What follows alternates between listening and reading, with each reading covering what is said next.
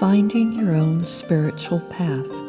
In the modern West, we are almost all spiritual orphans. Branching out on your own spiritual path can be both exciting and difficult. Some are drawn to established traditions, far from the ones in which they grew up.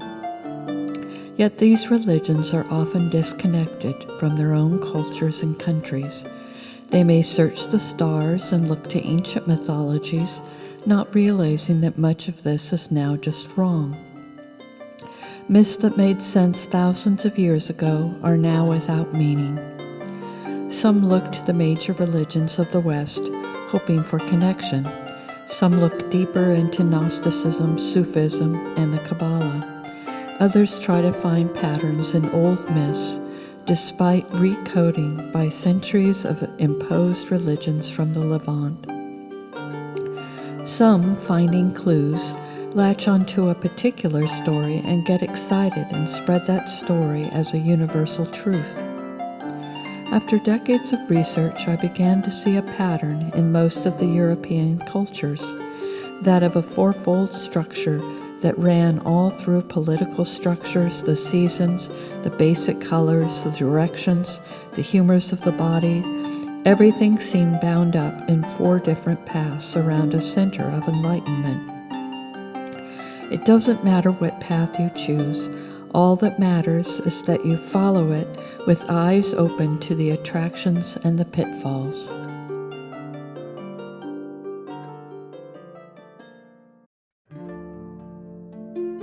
The Fourfold Way. I began with a traditional Jewish prayer for protection during sleep.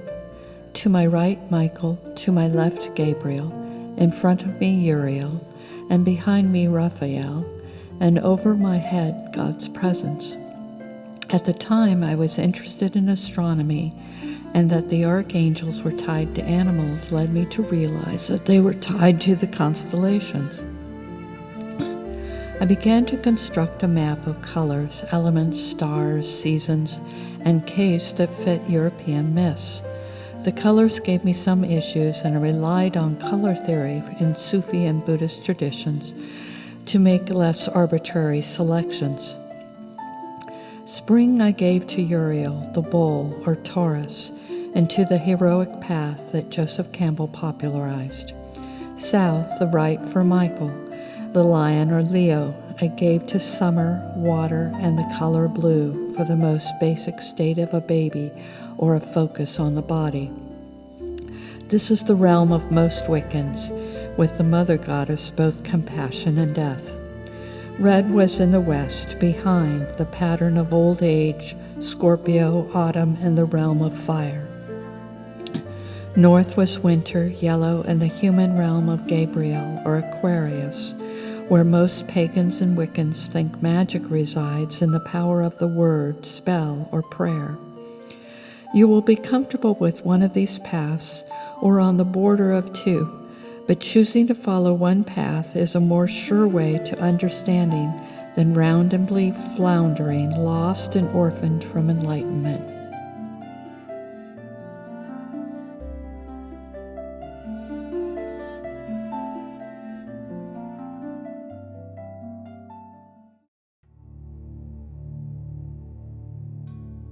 The Way of Earth. This path is so popular in the States that it has become a way of life. The short path of the lucky youth who rescues the kingdom and is rewarded was noticed by Joe Campbell and soon spread across Hollywood. But it is popular because it aligns with the values of the Protestant and Jewish religions, which value hard work, dedication to country and family, and the protection of morals and traditions. The path to venture out and win a place in the world through luck, charm, and goodness seems to be everyone's dream. Yet few want to experience the entire path of spring, the pitfalls of becoming overzealous in one's protection, and the ultimate sacrifice. The Lucky Lad. This path, like all, begins in innocence. The lucky lad wants to please and wants to be admired and asked to join in on the adventure of life. He wants to become an adult and win some prize that will bring him fame and fortune. He is the immigrant leaving his home with a bag of beans, his eyes shining with possibilities. His great desire is to join a team and take the ride to adventure. This novice on this path reaches out to anything that will take him out of his dull life and make him feel the thrill of being alive. He can also go and save someone or rescue people or win for his school, is satisfying beyond his wildest dreams. Yet this innocent goes beyond performance, goes beyond competition. He wants to join the pack and to rescue his people.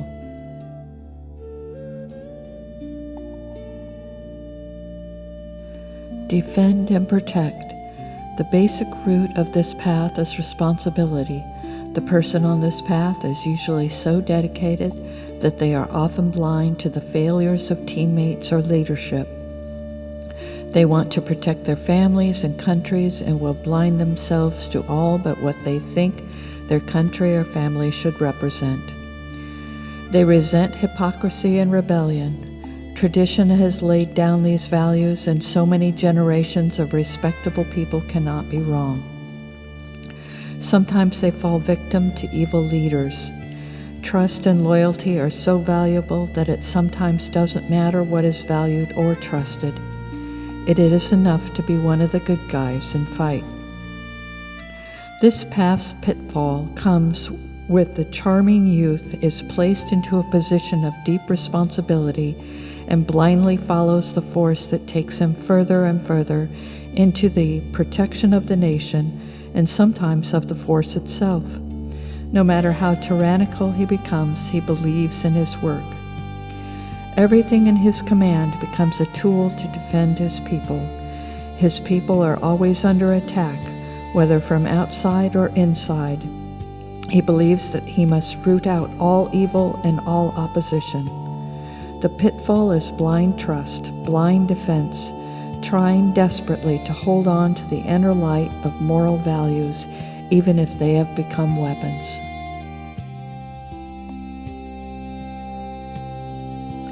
Might is right. The dark pit of this path ends in betrayal.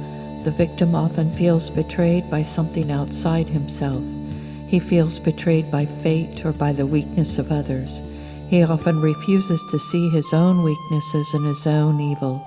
He is so desperate to still be charming and popular that he cannot see that he is merely feared. The sacrifice. But when he does, finally faced with the consequences of his blindness, he enters into spiritual change. He realizes and hopes that by his own death, he can change the world for those who follow. He can often become a teacher, a guiding father rather than a tyrant. He can submit his own desires for personal fame and reach out to the young who stand on his shoulders. He realizes at this point that the very values he admired are created through him, and he is the example. He gives of himself to hold those values, and in giving up himself achieves that bond of brotherhood he always desired.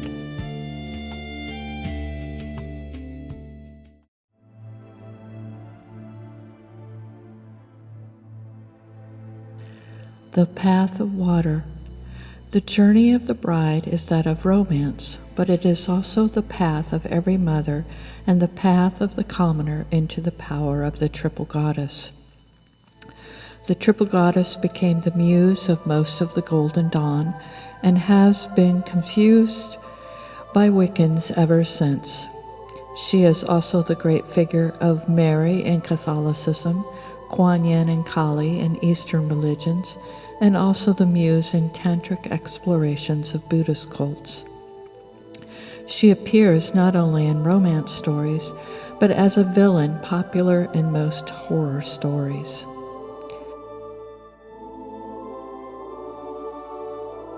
the little ash girl. This path begins with a common girl or a novice who must prove through tests that she is the purity of flowing water. Much maligned, these qualities are merely demonstrate that power can pass through her unchecked, not that she shows enough passivity and compliance that she can be easily molded to her spouse. There are hidden attributes in any novice, and those attributes can emerge or be submerged in the tests of water. These tests are to show the novice that she is a vehicle for life, and she is the force of life, and it will continue to flow through her hands as love and not be dammed up in the swamps of jealousy and envy.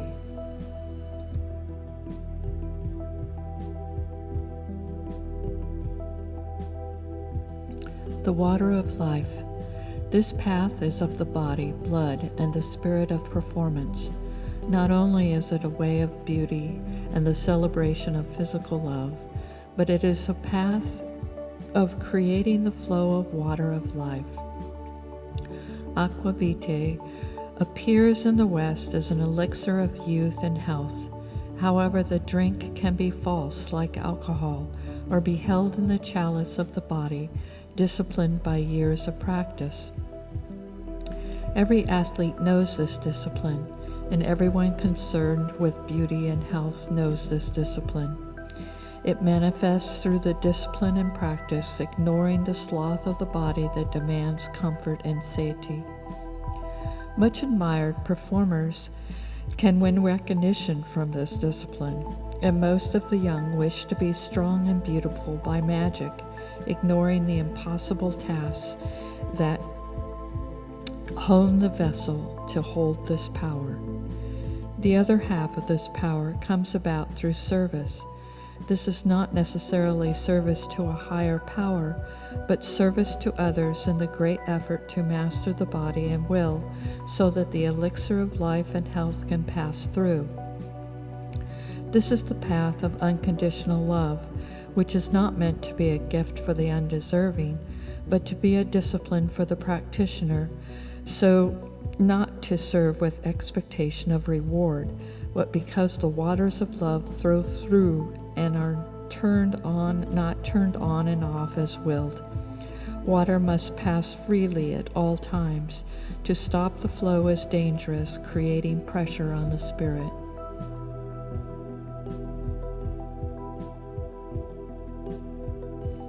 The cauldron of rebirth. In most people, there is a great desire to stop the flow of time that ravages youth and health. The market for anti-aging products is huge, targeting everyone who is getting old and seeing age in the mirror. For the mother or queen, this can also manifest in envy of her own children.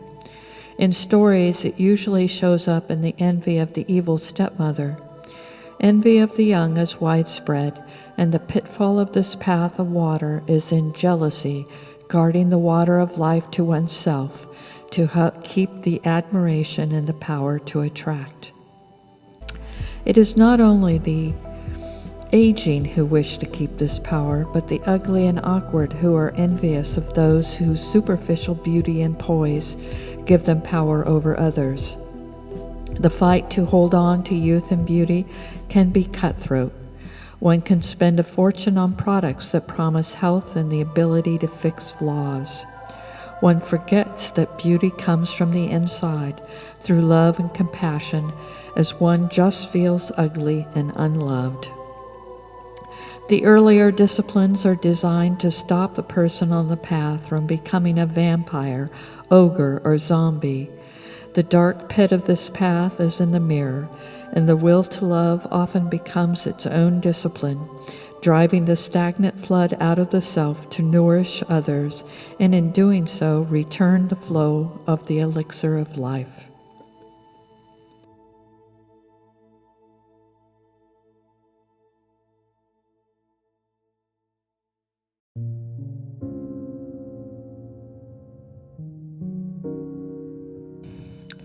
The path of fire.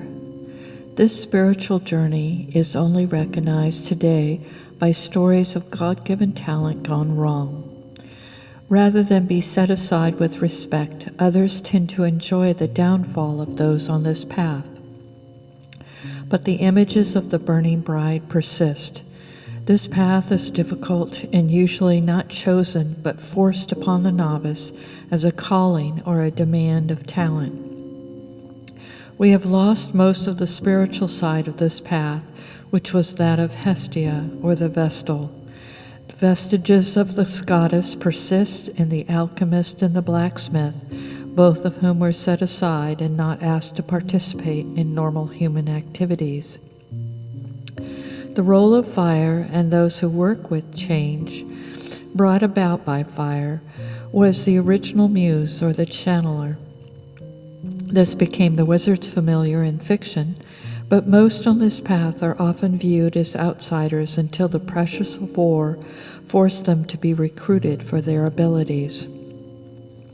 On this path, you may be godsmacked or driven by visions of blazing talent that will not be refused.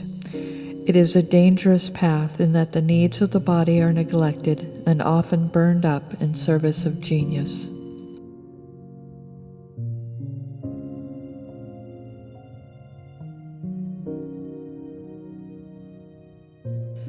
Spinning fate. One of the other images of this path was of the gods who spun or wove fate. This again is creating something out of nothing, was seen as a metaphor for the path of a human from nothing to something. Most people of extraordinary talent were recruited by the church for tapestries, decorations, or music.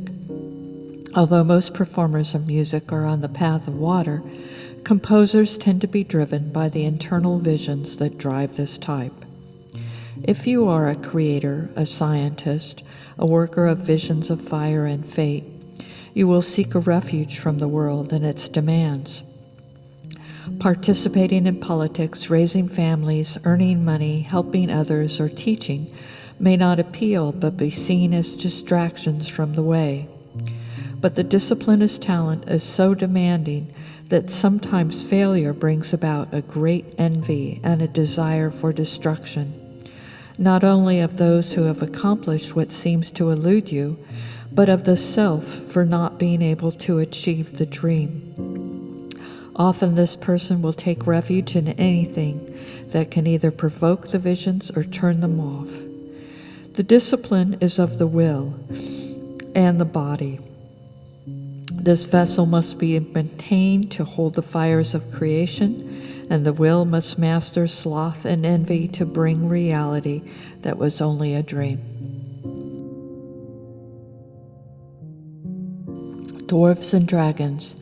Images of creators were often mavericks or those who lived apart from society, maimed by some physical defect. People tend to want some balance for the people on the path of fire. Some defect can be used to set them aside as witches or worse.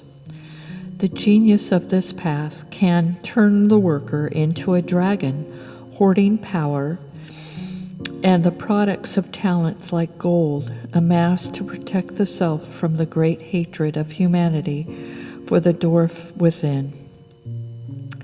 However, without a structure in place, this person can easily be captured and taken as a weapon, often for the very dragon-like behaviors that signal to the world that there are riches for the taking. The Winter Queen. The person on this path so often becomes a victim of politics or social mores, or even of their own abuses, that they are mythological images of the dark queen of the underworld, whose gift is death and release from torment. In the north, where hell is often ice as well as fire, she is a queen of ice, unreachable except by those who have entered the kingdom of the dead.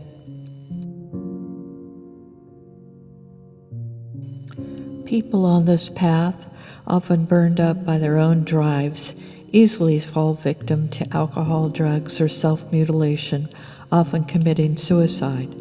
What was once a vision becomes a weapon or a tool for others to use as a weapon. Artists and composers are usually overlooked, but our history is full of scientists who were recruited to build weapons or bombs or participate in other projects requiring the very disciplines that they spent years to hone. The desire for destruction, to wipe out the world or the life and start over, is a huge trap of the dragon on this path. Often they feel so trapped that there is no other way out. The guilt of the aftermath of destruction can also be a trap if the person cannot see beyond death to a world created anew, a new pattern that will lift the world out of chaos to the stars.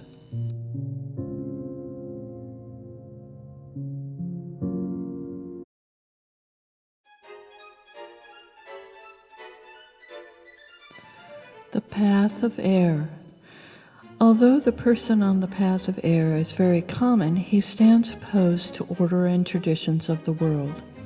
He is often cast out, seen as a maverick or even a devil. However, people on this path inhabit all walks of life as messengers, lawyers, pranksters, punks, philosophers, diplomats, court jesters, and counselors, all as necessary to the healthy functioning of society as the king and his knights. Sufis, Buddhists, and many esoteric schools of Judaism, Christianity have recruited people on this path who used to be the local shaman.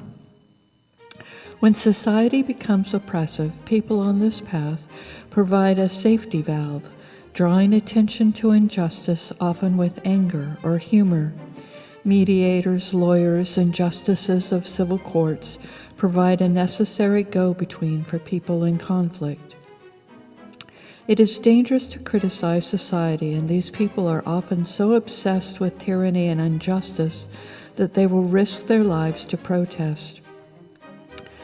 Rather than take up arms, they are satisfied to be the voice of the people, but when they do take up arms, they are branded as criminals. Often there is an attraction for these people to be seen as criminals, for they run on the dark side of society and delight in provocation and trickery.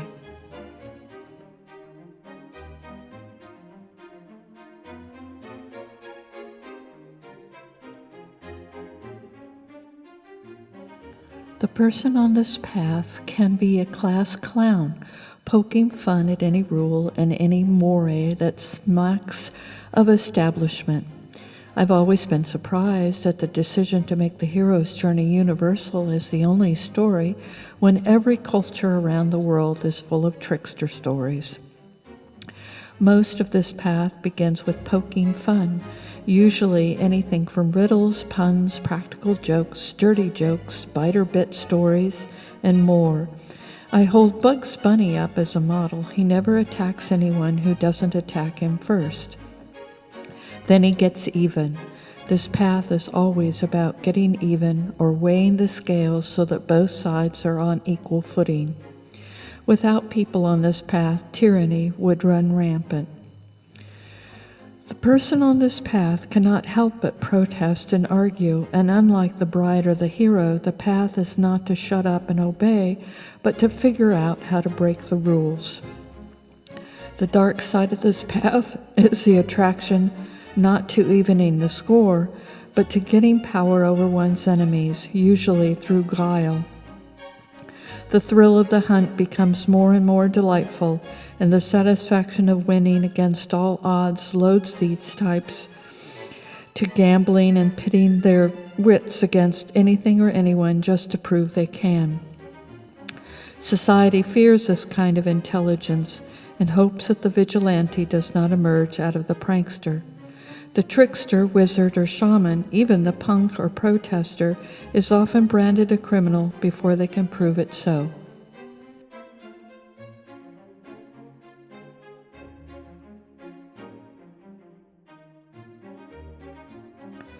The pitfall of the path of air is very strong because of one overwhelming factor: boredom.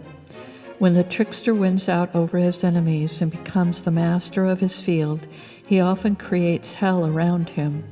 Over and over he has asked to help the undeserving or the idiots of the world who get themselves into trouble.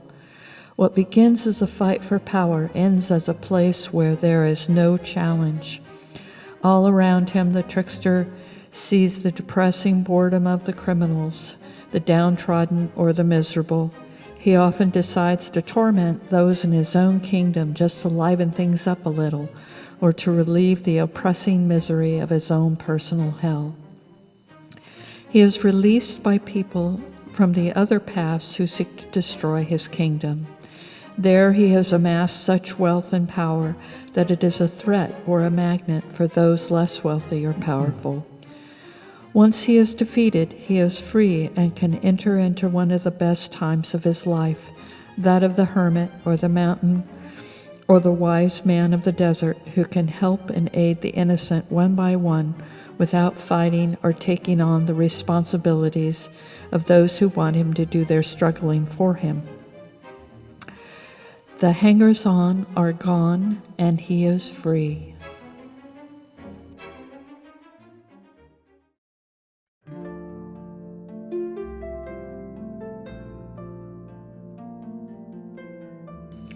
Beyond the Four. People who follow their path can find that it leads to a central point of integration. Although they may not be sympathetic to others on the other paths, they can see that all paths lead to a point where one can truly begin to be enlightened. One becomes free of the disasters, pitfalls, and attractions of a particular path, but one can also see that of other paths. It is important to just follow your own path. Many are on the border between paths. A scientist can become embroiled in politics. A performer can become a composer. A hero can be praised for his beauty or for his sense of justice.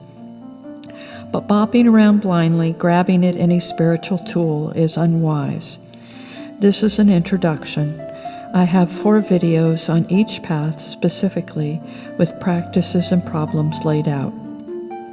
Be well, embrace yourself, and seek the truth of your own being.